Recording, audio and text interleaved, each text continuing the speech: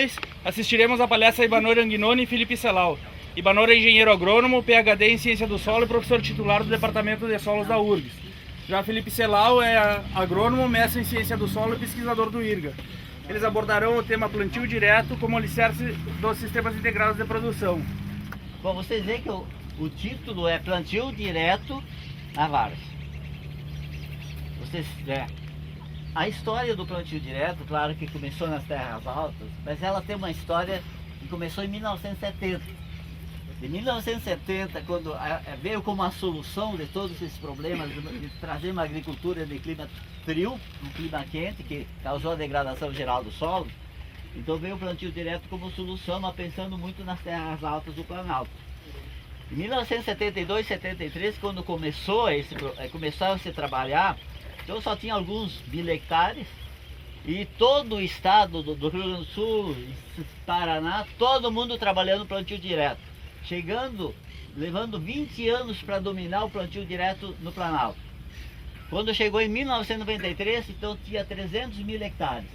Aí quando se conheceu e se dominou, em 1999 nós passamos a 3 milhões de hectares. E o que aconteceu na várzea? Também foi nessa onda do plantio direto na várzea. Em algum momento nós tínhamos em torno de 8 a 10% da área em plantio direto. Hoje nós temos o quê? 2%, talvez menos. Então o que eu quero mostrar nessa minha apresentação é exatamente o problema, e aí vem o problema da insustentabilidade do arroz no sentido no sistema de pousio na várzea. E vocês veem que na proposta que vocês tiveram na primeira estação, a nossa proposta é trabalhar com sistemas mais ou menos complexos. Por que os complexos? Porque nessa história da complexidade, ela também veio para satisfazer a demanda que nós temos com a soja na várzea, que ela está se expandindo e com grandes possibilidades. Então nós temos que pensar em ter a várzea apropriada não só para o arroz, e sim para a sustentabilidade do arroz, aumentando a diversidade, né, e entrando com outras culturas de renda e principalmente entrando com a integração lavoura-pecuária, que é um sistema que ele traz grandes vantagens, ele causa sinergismo. Então eu vou começar para mostrar o que nós chamamos da insustentabilidade do arroz na várzea. Esse trabalho foi feito na estação do IRGA e aqui eu tenho o resultado de 8 anos aqui na frente. Você veja que em 8 safras nós passamos sem adubação de 6,6 para 9,4. Ganhamos 2,8 toneladas pela adubação. E aqui nós temos uma safra de um ano específico para dizer que todos os anos acontecia mesmo. Ganhando 3 toneladas pela adubação, por pior que seja o preço do adubo e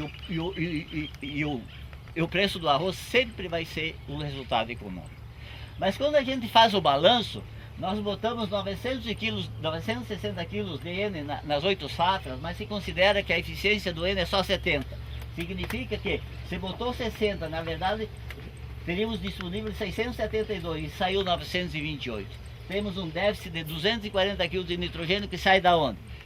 Da ciclagem.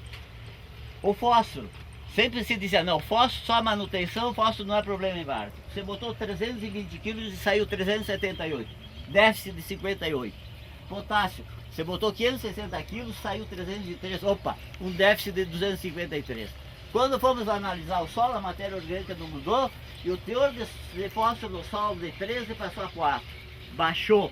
E o potássio que tínhamos numa sobra de 200 e tantos quilos passou de 43 para 12, foi embora. Então esse sistema, que basicamente também é e esse experimento foi dentro do manejo do projeto 10. Significa ele dá lucro, mas o solo não melhora. Então essa é uma das questões fundamentais. Então hoje a sustentabilidade da agricultura, isso a FAO tá apregoando no mundo, é nós cada vez mais passar o agrossistema parecido com o ecossistema. O ecossistema que envolve diversidade e o ecossistema se autocontrola.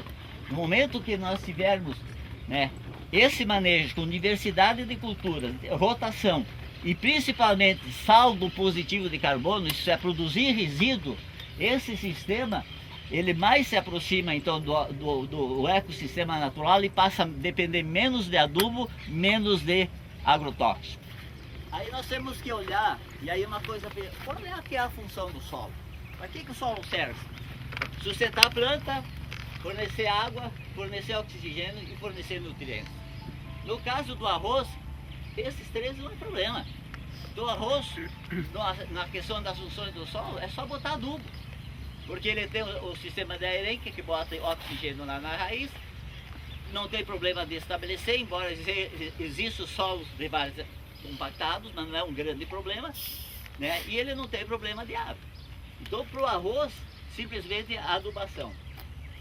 E o que nós temos hoje de resultado? Esse é o resultado maior de mais longo prazo com o plantio direto na várzea que foi feito dentro da estação do IRGA. Começou em 93, 95, 96 e ainda continua com o Celau hoje é o responsável. Você veja que nesses primeiros anos aqui seria assim, o rendimento do convencional. Levou-se todo esse período para o plantio direto ultrapassar e a partir de agora ele vai ser cada vez melhor. Então o que aconteceu? Primeiros anos não dá resultado plantio direto só em arroz, abandona. E se a gente olhar a evolução da rentabilidade, que no plantio direto você gasta menos com energia, muitos anos nós chegamos no ponto em que prepara o plantio direto vai passar o convencional. Então nós temos que ter paciência para a construção, mas esse foi um experimento que não foi utilizado todas as bases, todos os princípios de nós construir um solo. E qual é a situação de hoje? O que nós temos no solo desses de várzea? Pela mobilização, não tem resíduo, perda de carbono, perda de qualidade. Então esse é um solo que serve para arroz. Se nós vamos botar soja, vamos botar milho, vamos botar pecuária, ele tem que ser modificado. Principalmente que nós passamos de um solo, né, que não tem drenagem, porque essa é a questão do arroz, para culturas de terras altas. Então o grande problema hoje, o principal problema é drenagem. Porque a utilização do micro camalhão, ela funciona, é ótima, mas não é uma agricultura conservacionista, porque nós temos que mexer muito o solo. E no momento que tu mexe o solo, ele ativa toda a atividade microbiana, ela é alta e decompõe tudo e não sobra, o resíduo é pouco e não sobra carbono para melhorar o solo, no sentido de aumentar o carbono, que é todo o princípio de aumentar a qualidade. Então a ideia é passar desse solo para um solo estruturado, mesmo na várzea, que nós temos que ter não mobilização, rotação, diversidade, ganho de carbono significa que a gente tem que tirar os animais, deixando isso aqui de pasto. Isso é uma quebra de paradigma. Nós precisamos disso para ter ganho positivo de carbono. Então, não pode tirar o animal e deixar rapado. Tem que deixar com 20 a 30 centímetros para te dar 3 toneladas de resíduo e tu tem ganhos de carbono e aí vem todas as consequências. Então a nossa perspectiva é ter esse solo na várzea.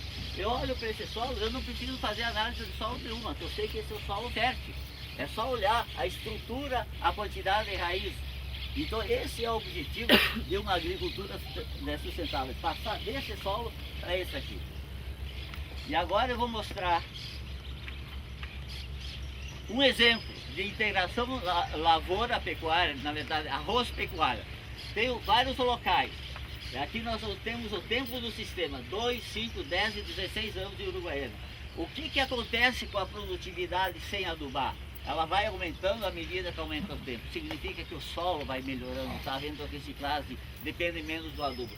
E o ganho pela adubação é menor. E se a gente olhar o custo, se a gente pegar, essa é a produtividade, né, de quando você faz a adubação com base na análise do solo. E essa aqui é a produtividade, que esse experimento se fez várias dosagens de adubo. Eu tenho a mesma produtividade com menos adubo, veja bem, e o custo para essa produtividade usando a análise do solo é esse, de 790 a 615. E o custo dessa adubação é esse. Quer dizer, há uma redução do adubo em 44% e você não perde nada de produtividade. Isso é o resultado da melhoria do sistema de integração lavoura-pecuária, que aumenta a ciclagem e diminui a perda. Bom, aqui, a partir de agora, então eu vou passar a palavra para o Celal, que vai mostrar os benefícios de curto prazo, que são os benefícios já daqui, e ele vai complementar alguma coisa com o trabalho do IRGA, principalmente com as dificuldades e a superação delas de você mobilizar o solo ou trabalhar o solo de várzea no sentido do plantio direto. Obrigado, professor Ibanor. Bom dia a todos, pessoal, produtores, estudantes, bastante estudantes aqui, que é sempre importante. Como o professor Ibanor destacou, um dos principais desafios hoje em termos de manejo de conservação de solos, principalmente na várzea, nos solos de terras baixas, é a gente tentar aí buscar o sistema de plantio direto, que já foi destacado em inúmeras vantagens. Bom, e digamos assim, o que hoje em dia houve de mudanças em termos de manejo na várzea e de utilização de culturas que propiciam a utilização do plantio direto? A partir de 2010 a gente teve um salto aí na intensificação da soja, que também propicia a utilização bastante desse manejo conservacionista, juntamente com a integração lavoura-pecuária, que já é bastante utilizada na fronteira oeste e também na campanha do estado do Rio Grande do Sul. Aqui a gente tem alguns resultados feitos pelo grupo de pesquisa e integração lavoura-pecuária aqui na Fazenda Corticeiras. Foi feito após 18 meses de condução do ensaio, e a gente começa a observar já algumas melhorias do sistema em termos de fertilidade e também a atividade microbiológica do solo, principalmente em termos de pH, que é um parâmetro químico fundamental. A gente observa que todos os sistemas que foram apresentados pelo Felipe Carmona lá no início para vocês, todos os sistemas a gente já começa a observar valores de pH acima de 6, que é um valor ideal em termos de disponibilidade de nutrientes. Com relação à disponibilidade de fósforo, que é um elemento fundamental na nutrição de plantas, em todos os sistemas, e há uma evolução à medida que se aumenta a intensidade dos tratamentos, houve uma maior disponibilidade desses nutrientes, todos estando acima do nível crítico, que é próximo a 12 ppm para esse solo. E também em termos de potássio disponível, que aí gira em torno de 60 ppm a disponibilidade, sem problema nenhum para os 5 tratamentos.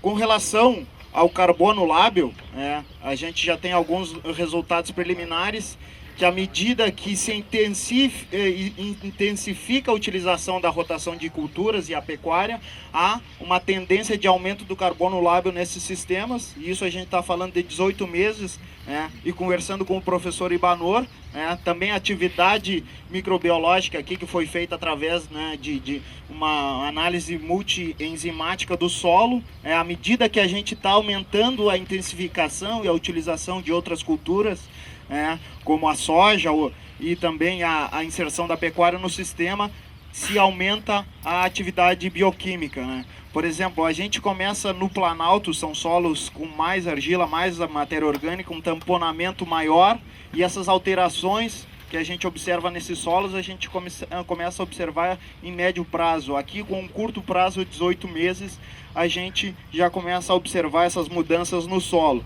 Aqui a gente fez alguns trabalhos também monitorando a solução do solo, que foi feito colocando um coletor a 10 centímetros de profundidade, e a gente acompanhou aqui, se colocou em torno de 6 coletores por potreiro. Se observou que teve principalmente de amônio, que é a principal forma disponível de nitrogênio para a cultura do arroz irrigado sob alagamento. A gente teve uma maior disponibilidade aqui nos tratamentos onde teve pecuária no inverno. Bom, o plantio direto na várzea é o sonho, é a melhoria de solo que o professor Ibanor destacou e a gente apresentou alguns resultados. Mas por que apenas 1% só das áreas de cultivo de arroz no estado do Rio Grande do Sul implantam esse sistema de manejo? Porque a gente tem ainda muita questão operacional, dominar o manejo na prática. E a gente sabe que a nível de produtor, talvez os 2 grandes desafios hoje seria a colheita em solo seco, porque a gente está falando de solos de várzea, solos que a gente tem aí uma boa precipitação, principalmente na época da colheita, e muitas vezes a gente não consegue dominar o manejo da drenagem e garantir qualidade e rendimento de grãos, e ao mesmo tempo a gente ter a resteva do arroz. Essa foto é exatamente desse quadro aqui, pessoal, ó. Foi tirado ao final da colheita. Se a gente colhe 10 toneladas de arroz, a gente vai ter 10 toneladas de matéria seca para a gente manejar na pós-colheita. E vocês sabem o problema que é da resteva do arroz. Aqui a gente pegou, é um material fibroso, com alto teor de silício, e a bicharada do solo não gosta de manejar muito, não gosta muito de mineralizar, degradar essa palhada. E é um dos principais desafios, então, tanto visando o estabelecimento de pastagem no inverno, a gente conseguir estabelecer uma boa pastagem em cima desse material, e também visando o estabelecimento da semeadura da cultura de verão no ano subsequente, seja soja ou seja arroz. Tá, pessoal? Obrigado a atenção de todos. Aqui o azedense fez a semeadura previamente, antes da colheita. Se semeou ele a lanço antes da colheita.